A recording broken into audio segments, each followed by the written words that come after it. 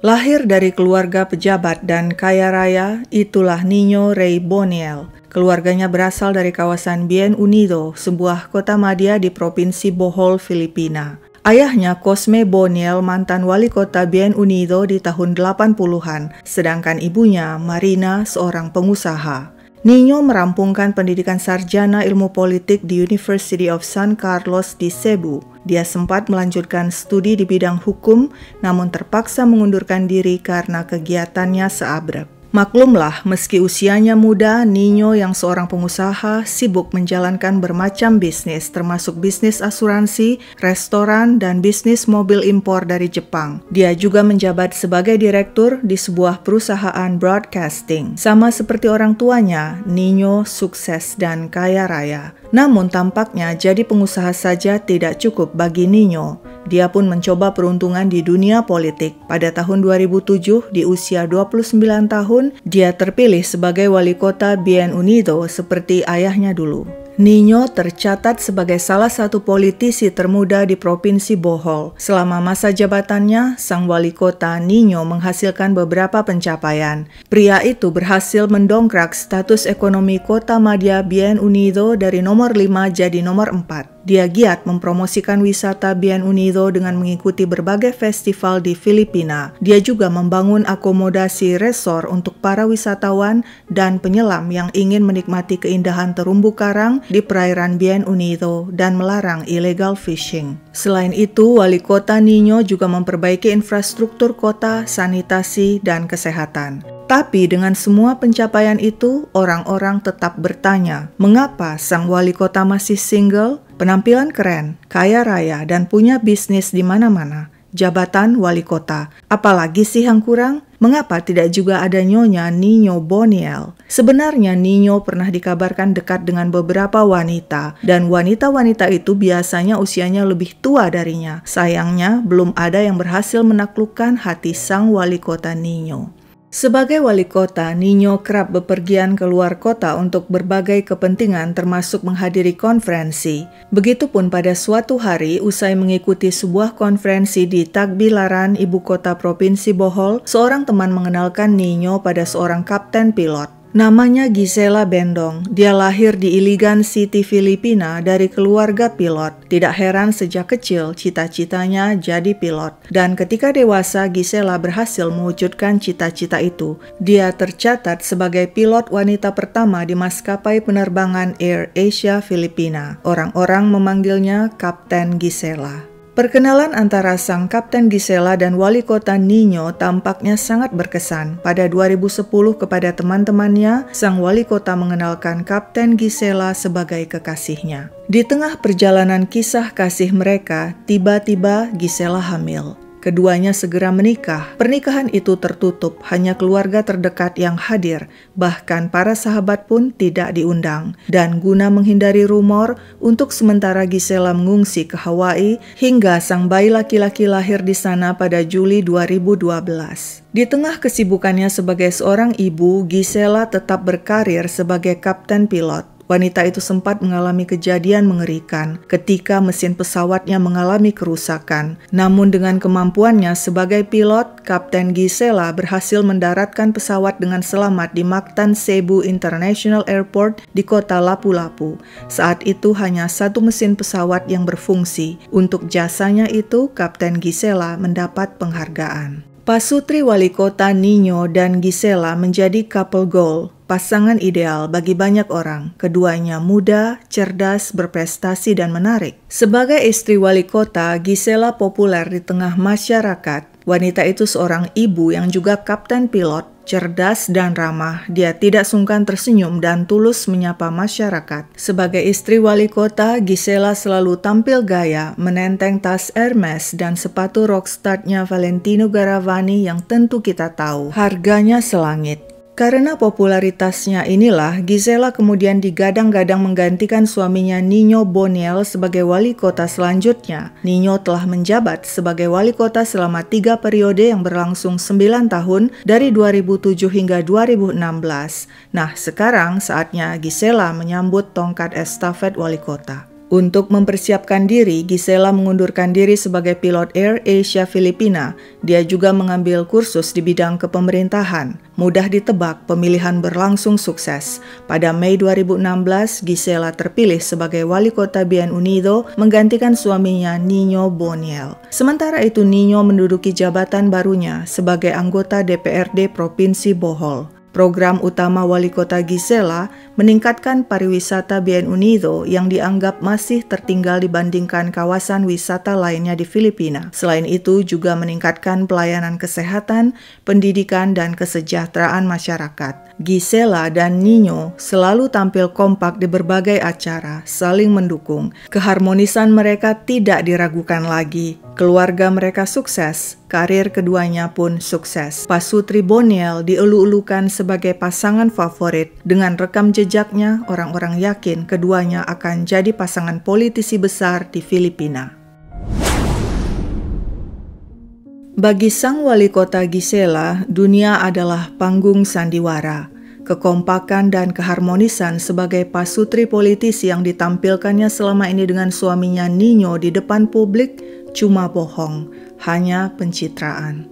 Kenyataannya, dia tidak pernah bahagia bahkan sejak awal pernikahan mereka. Dan semua rahasia ini disampaikannya kepada Angela Leyson. Gisela dan Angela sahabat sejak duduk di bangku SMA di Iligan City. Komunikasi mereka sempat terputus saat mereka dewasa dan sibuk dengan karir masing-masing. Angela tinggal di Manila sedangkan Gisela di Cebu. Hingga kemudian pada 2009, komunikasi antar keduanya kembali terjalin lewat medsos, chat, dan SMS. Sejak awal pernikahannya pada 2012, Gisela sudah curhat pada Angela, bahkan datang ke rumah sahabatnya itu di Manila dengan bercucuran air mata. Menurut Gisela, pernikahannya dengan Nino hanya omong kosong, cuma selembar kertas yang terpaksa ditandatanganinya. Nino hanya memanfaatkan dirinya untuk kepentingan politik. Gisela merasa seperti robot, selalu diarahkan sesuai dengan keinginan suami. Dia tidak diperlakukan selayaknya istri, selayaknya pasangan yang setara. Nino juga kerap melakukan KDRT padanya, tapi Gisela tidak berani melapor kepada aparat sebab dia yakin tidak seorang pun percaya padanya. Nino dan keluarganya punya koneksi di mana-mana. Ketika Gisela terpilih sebagai wali kota Bien Unido, wanita itu mengalami kesulitan menjalankan tugas-tugasnya sebab tidak memiliki pengalaman. Pertengkaran antara dirinya dan Nino semakin sering terjadi. Pada Februari 2017,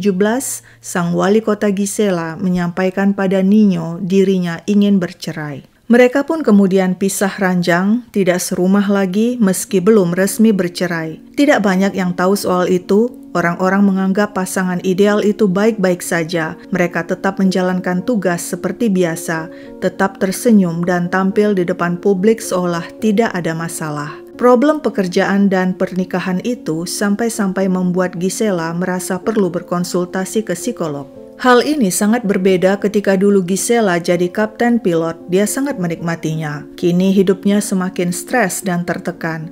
Dia pun harus menghadapi musuh politik Nino yang sekarang jadi musuh dan lawan politiknya. Seperti juga pada 6 Juni 2017, sang wali kota Gisela menghadiri sidang pra-peradilan di kantor Jaksa Penuntut Umum di Tagbilaran City, ibu kota Provinsi Bohol. Sidang itu membahas pencemaran nama baik yang dilancarkan lawan politik Gisela. Saat itu Gisela ditemani rombongan yang terdiri dari sahabatnya Angela Leyson dan Peter, anak Angela yang berusia 17 tahun. Juga Wilson Hoylar, staf kantor pariwisata Bien Unido, dan Brian Saison, asisten pribadi alias Aspri sang wali kota. Setelah persidangan usai, Gisela menghadiri satu pertemuan lagi dengan komisi audit yang membahas tentang defisit keuangan kota Madya Bien Unido. Setelah itu rombongan makan siang di sebuah restoran. Saat itu wali kota Gisela, Angela, dan anaknya Peter ingin langsung melanjutkan perjalanan ke Cebu City untuk urusan lain. Namun Gisela mendapat telepon dari stafnya agar dirinya segera pulang ke Bien Unido untuk menandatangani beberapa dokumen penting. Gisela sempat jengkel karena dia harus kembali ke Bien Unido, padahal dia ingin melanjutkan perjalanan ke Cebu City. Perjalanan kembali ke Bien Unido cukup jauh. Namun setelah berpikir-pikir akhirnya Gisela mengalah. Pada 6 Juni 2017 sekitar pukul 3 sore, wali kota Gisela dan rombongan dijemput sopir. Rombongan pun segera melanjutkan perjalanan ke Bien Unido dengan waktu tempuh 2 jam. Namun di tengah jalan seorang staf menelpon Gisela dan mengatakan karena kantor sudah kosong, maka dokumen yang hendak ditandatangani akan diantar esok hari ke penginapan Gisela di Dive Camp Resort. Baiklah, kata ibu wali kota.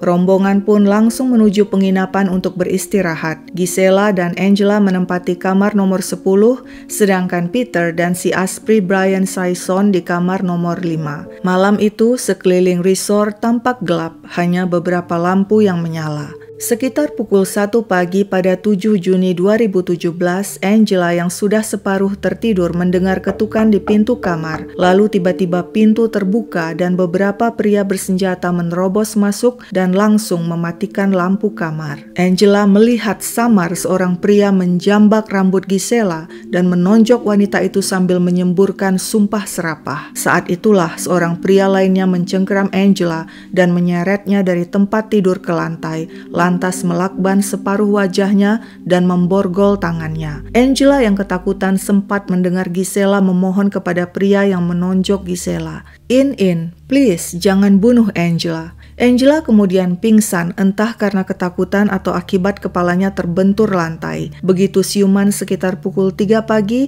Angela mendapatkan dirinya masih berada di lantai kamar. Tapi mendadak, 2 pria memaksanya bangkit dan berganti pakaian. Angela lalu dibawa dengan mobil, tangannya masih diborgol, wajahnya juga masih ditutupi lakban. Ketika lakban dibuka, Angela bisa melihat Peter anaknya ada di sampingnya. Dia lega. Tapi di mana Gisela? Angela tidak sempat bertanya lebih lanjut sebab moncong senpi ditodongkan ke kepalanya. Jika kau berani lapor polisi, kami akan bunuh kau, ancam seorang pria. Angela dan anaknya kemudian dibawa dengan boat ke Cebu dan dilepaskan di sana. Saat itu juga, Angela nekat dan langsung melaporkan kejadian mengerikan itu kepada polisi. Wali kota Gisela hilang diculik dan Angela tahu siapa pelakunya.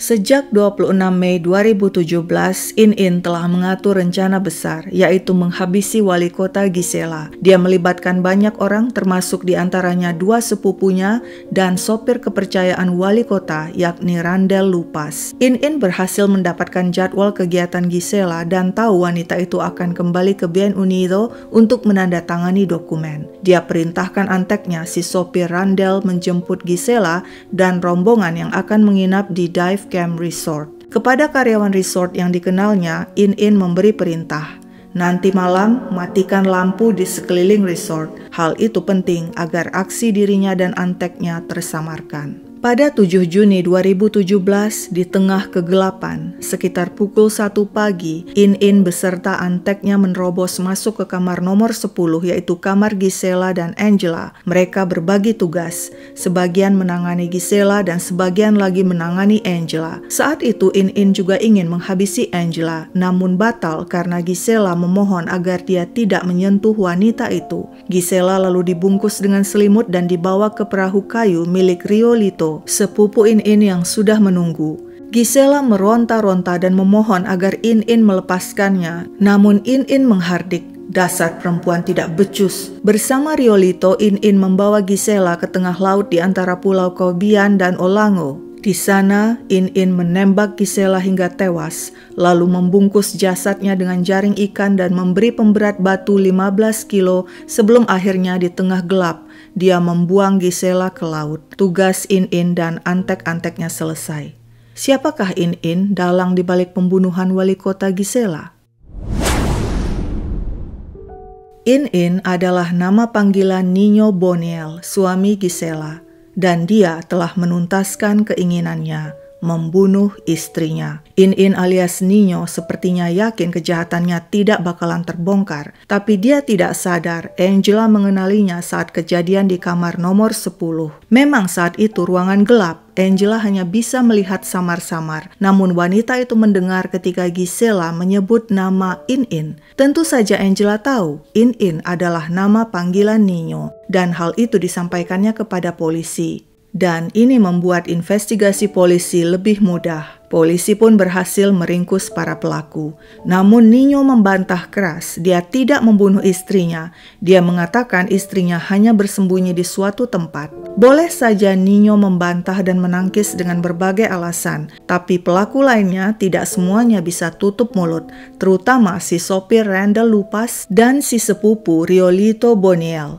Mereka bongkar semuanya. Dalang semuanya adalah Nino Boniel, suami wali kota Gisela. Menurut mereka, Nino telah merekrut beberapa orang untuk membantu menghabisi Gisela. Riolito, sang sepupu sekaligus pemilik perahu kayu, melihat langsung dengan mata kepala sendiri ketika Nino menembak Gisela dan membuang jasadnya ke laut. Polisi juga berhasil menemukan ceceran darah Gisela di perahu kayu milik Riolito. Tapi apa motif Nino membunuh istrinya? Hasil investigasi polisi menunjukkan telah terjadi perselisihan besar antara Nino dan Gisela soal keuangan. Nino marah ketika mengetahui Gisela telah meminjam uang untuk bisnis jam tangan milik wanita itu. Gisela juga telah menghamburkan uang dengan membeli sebuah jam tangan mewah seharga nyaris 1 miliar rupiah. Namun Angela, sahabat Gisela, mengatakan masalah sebenarnya adalah karena Gisela berani menggugat cerai Nino. Sebagai penganut Katolik, Gisela telah mengajukan pembatalan pernikahan kepada pihak gereja. Dan bagi Nino itu adalah sebuah tamparan keras. Dia tidak terima. Kemarahannya pada Gisela tidak terbendung lagi hingga kemudian dia memutuskan melenyapkan Gisela selamanya. Seluruh pelaku terancam hukuman penjara 20 hingga 40 tahun kecuali sang sopir Randall Lupas dan si sepupu Riolito Boniel yang dijanjikan hukuman lebih ringan sebab bersedia jadi saksi utama membongkar seluruh kejahatan itu. Namun si dalang Nino Boniel tetap bungkam. Hingga 5 tahun kemudian setelah kejadian, yaitu pada Februari 2022, dengan persetujuan pihak keluarga Gisela, kepada Nino ditawarkan hukuman lebih ringan asalkan dia mengakui perbuatannya. Pria itu pun akhirnya mengaku dialah pembunuh Gisela. Dia hanya terancam hukuman penjara 8 hingga 14 tahun. Keluarga Gisela lega. Paling tidak, Nino telah mengaku sebagai pelaku dan dalang pembunuhan. Keluarga besar Gisela secara rutin menebar bunga di tengah laut mengenang sosok mendiang yang pergi begitu cepat. Tidak ada penguburan yang sebenarnya, sebab hingga kini jasad Gisela tidak bisa ditemukan.